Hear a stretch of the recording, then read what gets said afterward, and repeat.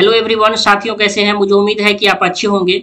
साथियों, आज का सेशन जो कि हिंदी का जो टॉपिक है हिंदी का, जिसमें पूछा जाता है, हिंदी आपकी परीक्षाओं में जो पूछा जाता है उसमें हम टॉपिक आज का है, ये टॉपिक है क्रिया। ठीक, और जिसे हम क्या कहते हैं, जिसे इंग्लिश में हम क्या कहते हैं, वर्ब कहते हैं। ठीक, तो आज हम हिंदी में जो क्रिया का जो रूप होता है, क्रिया कैसे काम करता है, क्रिया के कितने भेद होते हैं, सारी बातें आप पिछली कक्षा में भी आप पढ़े होंगे।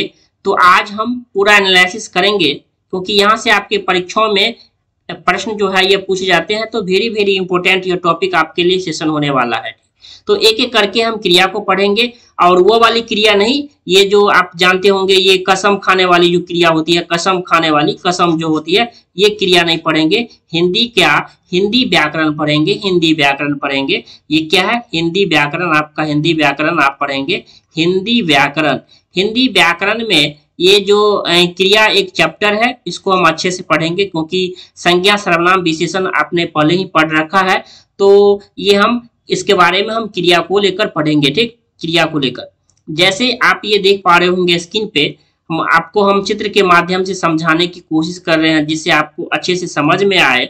ये क्रिया देख ही रहे हैं, क्रिया है। ये यहाँ एक पेंसिल है, आप गौर कीजिएगा। पेंसिल, आपको पेंसिल, पेंसिल से क्या होता है? लिखने का काम होता है। पेंसिल से क्या होता है? लिखना होता है। क्या होता है? पेंसिल से लिखना होता है। तो क्या पेंसिल से कोई बच्चे लिखता है तो कोई कार्य होता है, कोई क्रिया होती है? तो कहेंगे हाँ, लिखने का तो कार्य हो रहा है। ये बुक है, तो बुक से क्या होता है? ये बुक से पढ़ने का कार्य हो रहा है। बुक से क्या होता है? पढ़ने का काम होता है।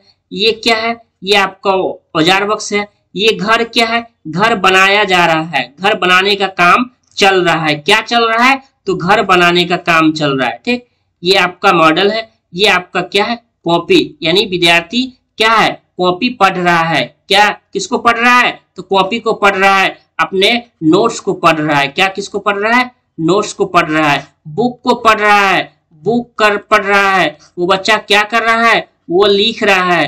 तो ये सभी क्या है? ये सभी लिखना, पढ़ना, ये सभी क्या है? ये आपका क्रिया है, जिसे हम क्या कहते हैं इंग्लिश में? वर्ब कहते हैं। ठीक, तो आप इतना समझ गए कि क्रिया आखिर होता है क्या है, पढ़ना लिखना। एक एक करके हम और आपके इसके परिभाषा को लेकर देखते हैं, क्योंकि आपके परीक्षाओं में जो पूछे जा सकते हैं, ये एक परिभाषा भी पूछे जा सकते हैं। परिभाषा पूछने का सेंस आपको दे देंगे क्या?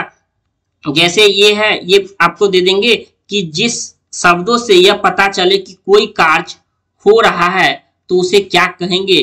तो उसे हम क्या कहेंगे? उसे हम क्रिया कहेंगे।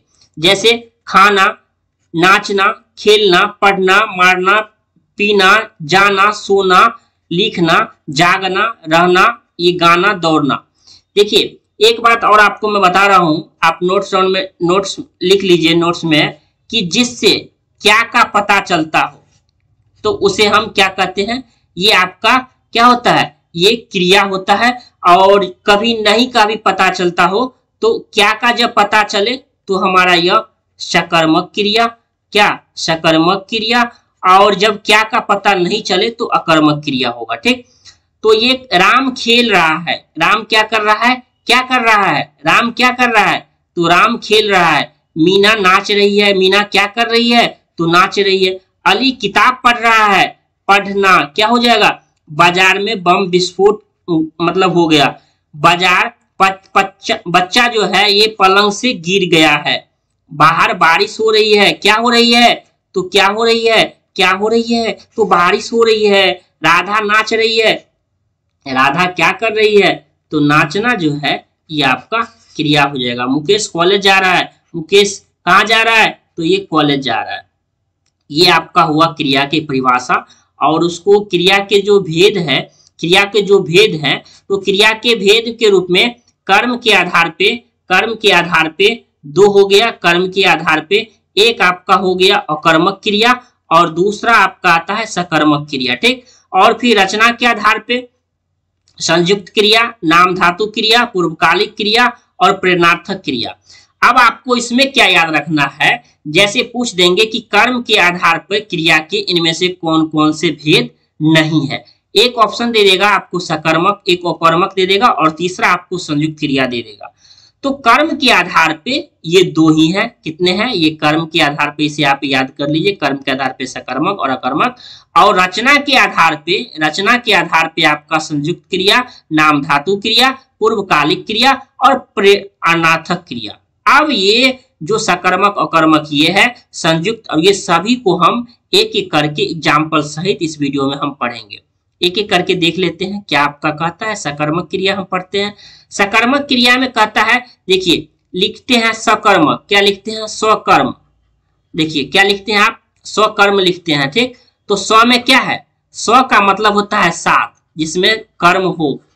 और एक आता है अकर्मक। एक क्या आता है? अकर्मक। उसको भी मैं लिख देता हूं, अकर्मक, अकर्मक, अकर्मक। और ये सकर्मक। अ मतलब नहीं।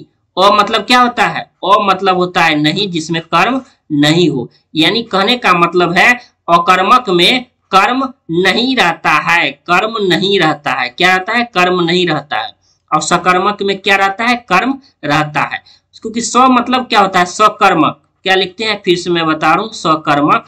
देखिए स्व का मतलब होता है साथ। स्व का मतलब क्या होता है? साथ, ठीक। और ये जो अकर्मक है, ओ का मतलब होता है नहीं, यानी जिसमें कर्म नहीं हो वो अकर्मक। जब आपसे पूछा जाए कि इसमें कर्म नहीं है, वो क्या हो जाएगा? जिसमें कर्म नहीं है वो कर्मक हो जाएगा, और जिसमें कर्म है वो सकर्मक हो जाएगा। सकर्मक का मतलब होता है कर्म के साथ। यही पूछा जा सकता है आपके परीक्षाओं में कि जब कर्म के साथ हो तो ये क्या कहलाता है? तो जब कर्म के साथ हो तो हमारा साथियों क्या हो जाएगा? जब ये हमारा सकर्मक हो जाएगा, ठीक। जिस क्रिया का प्रभाव कर्ता पर न पड़कर, कहता है कर्ता पर न पड़कर, क्या किस पे पड़े? हमारा कर्म पे पड़े, यानी कर्म की प्रधानता की बात हो रही है। कर्म पर पड़े तो हमारा यह क्या हो जाएगा? यह आपका सकर्मक हो जाएगा। जैसे मैं खुशी से हंसता हूं, सीता जो है ये खाना खा रही है। क्या खा रही है? खाना खा रही है। बच्चे जोरों से रो रहे हैं। बच्चे क्या कर रहे हैं? रो रहे हैं। श्याम फिल्म देख रहा है। क्या देख रहा है? फिल्म देख रहा है। मैंने बताया जब प्रश्न में क्रिया अगर खोजना हो तो अगर इसका जवाब क्या से मिल जाए, अगर क्या से अगर जवाब मिल गया तो सोच लीजिए हमारा यह क्या हो जाएगा? यह हमारा सकर्मक क्रिया हो जाएगा। क्या हो जाएगा? यह हमारा सकर्मक क्रिया हो जाएगा। जब क्या से जवाब नहीं मिले तो यह हमारा अकर्मक हो जाएगा। जैसे राम आम खाता है। क्या खाता है? तो आम खाता है। तुम एक किताब पढ़ते हो तो क्या पढ़ते हो? तो किताब पढ़ते हो। जवाब मिल रहा है तो ये सभी क्या हो जाएगा? ये सभी हमारा सकर्मक क्रिया का उदाहरण हो जाएगा, ठीक। अब हम देखते हैं, सकर्मक समझ गए होंगे।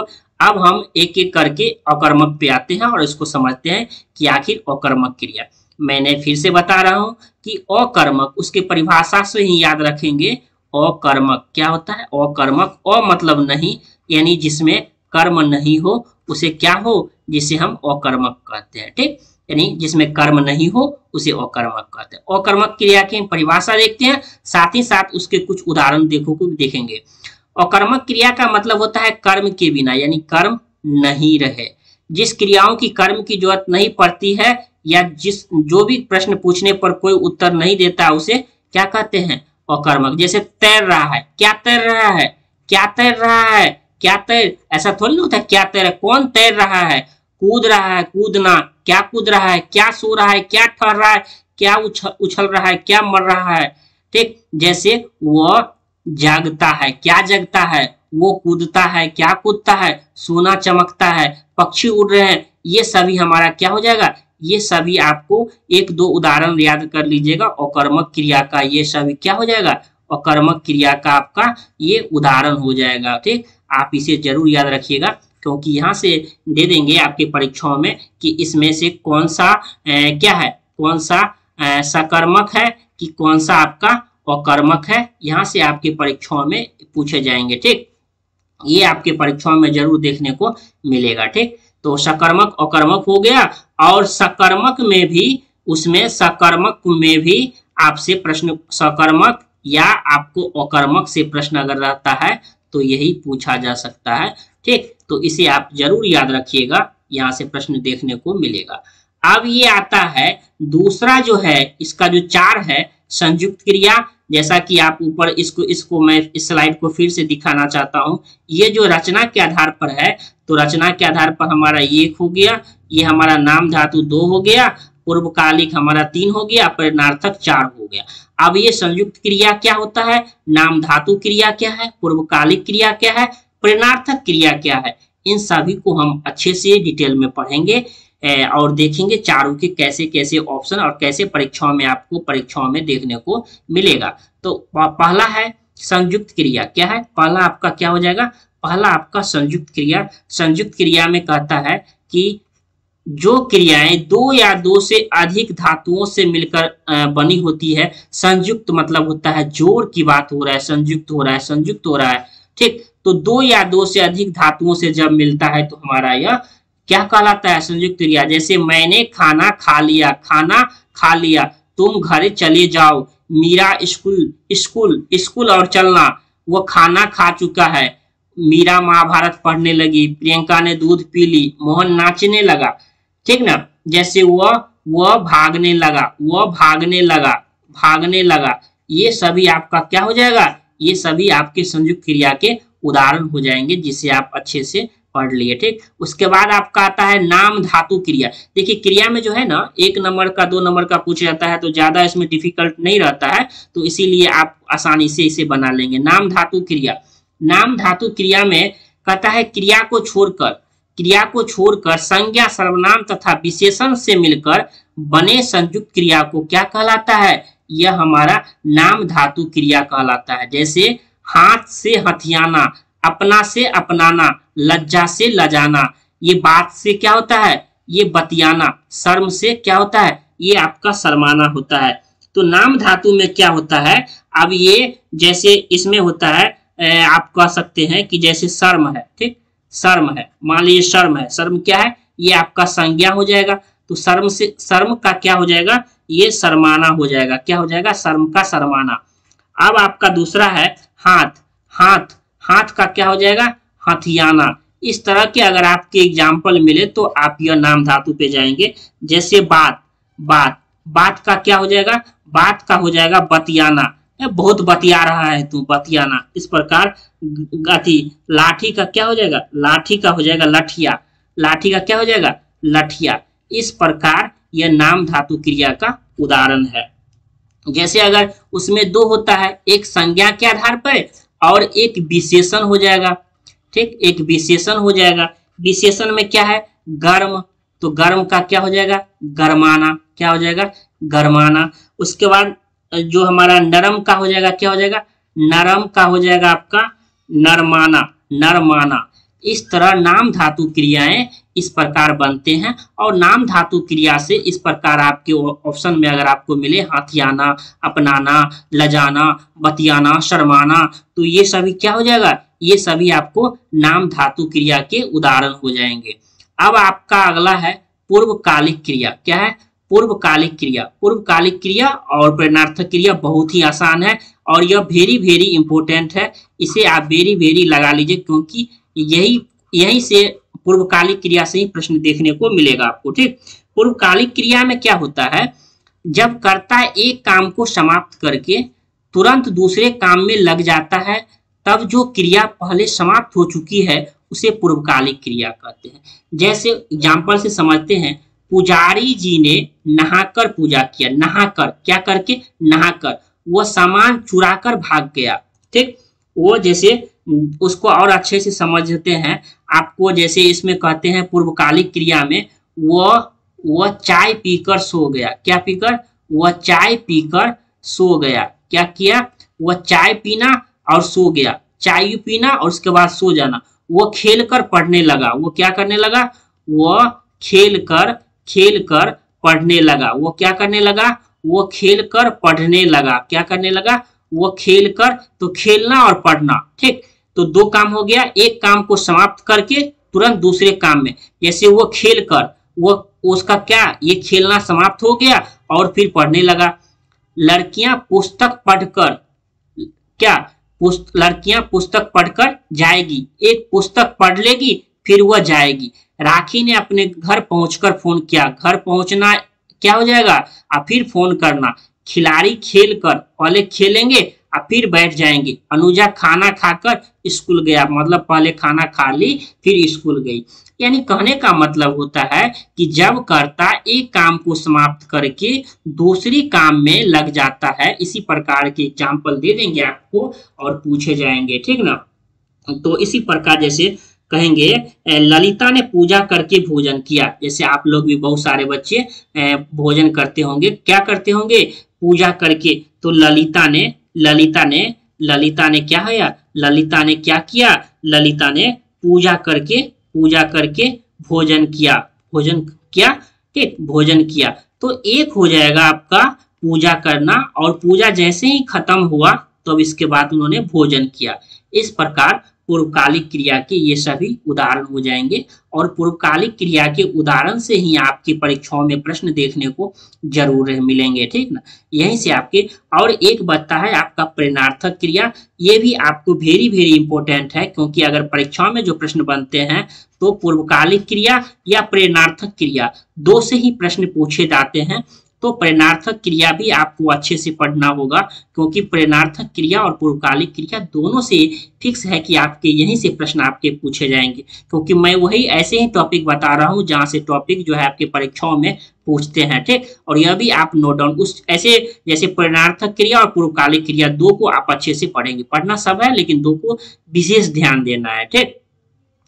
कहता है जिस क्रिया के प्रयोग से यह पता चलता है कि कर्ता स्वयं कार्य न कर कर किसी और से कार्य करवाया जाता है, यानी करवाया जा रहा है तो उसे और किसी और को कार्य करने की प्रेरणा देता है। कहता है, कहने का मतलब होता है कि जो भी कर्ता होगा ना वो खुद अपना काम नहीं करेगा, दूसरे से करवाएगा। क्या करेगा, खुद अपना काम नहीं करवाता है, करता है, और दूसरे से क्या होता है, वो दूसरे से काम करवाता है। जैसे कहते हैं मालिक नौकर से कार साफ करवाता है, यानी मालिक खुद नहीं करता है, करवाता है। क्या करता है, काम खुद नहीं करता है, वो क्या करता है, काम करवाता है। जैसे अध्यापक बच्चे से पाठ पढ़वाते हैं, मैंने राधा से पत्र लिखवाया,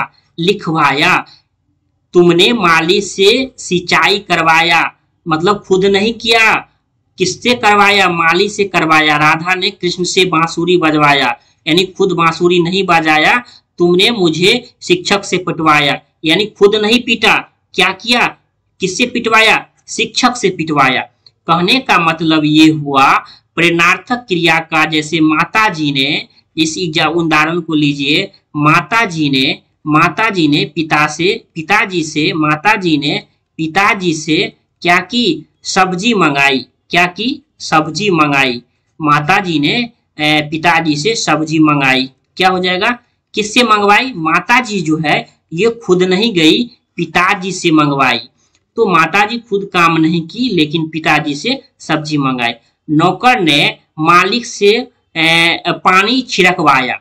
नौकर किससे, नौकर ने मालिक से पानी, तो नौकर खुद नहीं छिड़का, क्या हो जाएगा, नौकर ने मालिक से क्या किया, पानी छिड़कवाया। यानी नौकर जो है ये खुद नहीं छीका पानी, वो किसे किया, मालिक से करवाया। कहने का मतलब इसमें प्रेरणार्थक क्रिया में ये होता है, कर्ता कोई भी जो है, ये कर्ता जो है ये स्वयं काम न करता हो, स्वयं नहीं करेगा। इसका जो ट्रिक है, स्वयं नहीं करेगा बल्कि दूसरे व्यक्ति से काम करवाएगा, ठीक, काम करवाएगा। यानी कोई भी काम जो है ये कर्ता, कोई भी व्यक्ति जो है ये खुद काम नहीं करके दूसरे से करवाता हो, तो यह हमारा प्रेरणार्थक क्रिया हो जाएगा। इस प्रकार क्रिया से बहुत छोटा टॉपिक है और आप आसानी से समझ भी गए होंगे, ठीक। तो यह प्रश्न जो है ये जितने भी इससे बनेंगे, ठीक, एमसीक्यू क्वेश्चन में हम प्रैक्टिस कर लेंगे। एक भी क्वेश्चन आपकी परीक्षाओं में नहीं छूटेगा, मैं इसकी उम्मीद करता हूं, और इसे आप अच्छे से रिवीजन कर लीजिए और अच्छे से पढ़ लीजिए। छोटा सा टॉपिक है जहां आपके परीक्षाओं में अच्छे स्कोर ला सकते हैं। धन्यवाद साथियों, पढ़ाई करते रहिए।